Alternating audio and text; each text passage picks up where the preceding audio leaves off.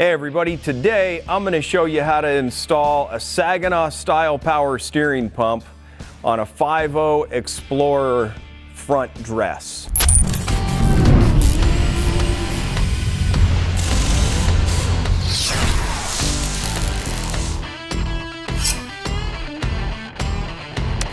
So first off, why would you want to change from the stock Explorer style power steering pump and put on a Saginaw or Delphi version?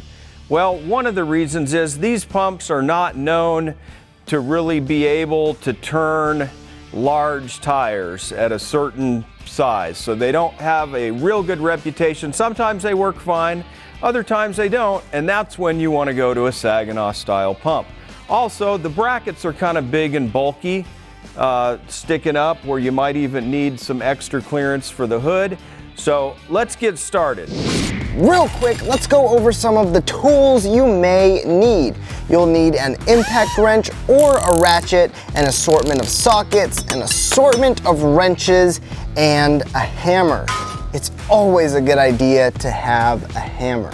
So obviously there'd be more to this if the motor's already in your engine compartment, but for the sake of our video, we're going to show you how to do it on the stand. First off, we want to just remove the idler pulley. Set this aside because we're going to use it again later. So next, there's just 3 bolts right into the head that hold the entire assembly on the front of the motor. Let's take those off. Voila. Next, we want to put the idler pulley bracket onto the water pump and head. Now in this case, I don't have the original Explorer bolts, so I'm using washers to get the proper spacing, and these washers come in the kit so you don't have to go looking for them. These guys go right here, and you can just tighten them in hand tight. Next, we're going to use the spacer and the long 7/16 bolt to support the bracket into the head.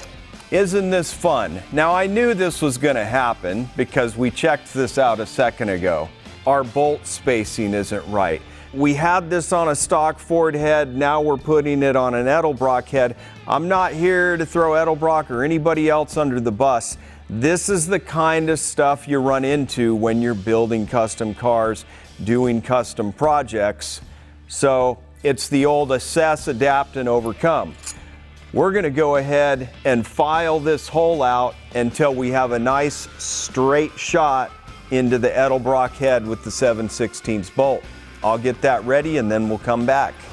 So now I'm going to start with the large bolt and just get them positioned in there and then see if these guys want to play nice.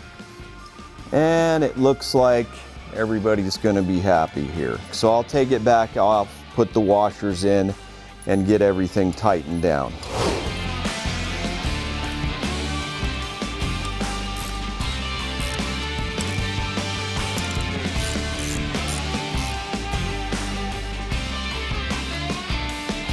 Okay, so now we're going to have a quick idler pulley discussion. Sometimes you will find this little sleeve inside the idler pulley bearing. Now when we originally did these kits, we just provided this particular spacer because when we designed them, it was designed around people having that sleeve. Then Ford changed it up and the sleeve was not always in there. So now we also include this stepped spacer, which even if you have this, you can just eliminate the plastic and you can go right to the stepped sleeve like that. So now we're going to take and bolt the idler pulley to the idler pulley bracket. So with the spacer installed and all your hardware, if we just set that up against this, we notice it's offset towards the motor compared to the water pump pulley. Therefore, we provide a number of washers so that you can get your spacing just right. In our case, we're going to use about 4 or 5. And once we tighten that down, that puts all our pulleys in alignment. So we've checked the spacing of the pump now. We're going to use the same amount of washers that we used for the idler pulley. And we're going to bolt the bracket to the head.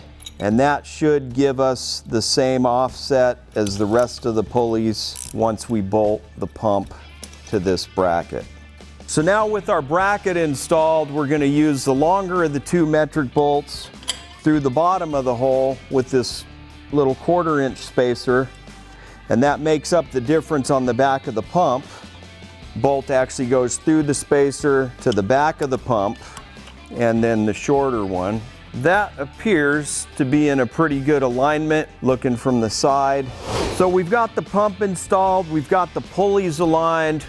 We're going to throw the alternator on. We don't need to show you that. We'll be right back and we'll do the belt install as the grand finale.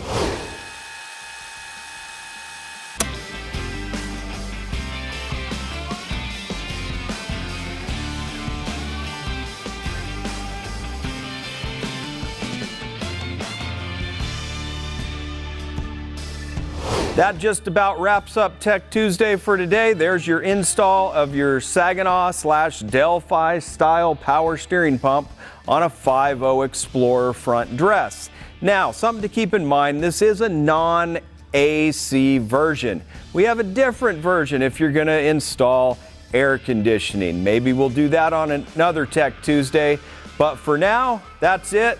We hope to see you guys out there on the trail.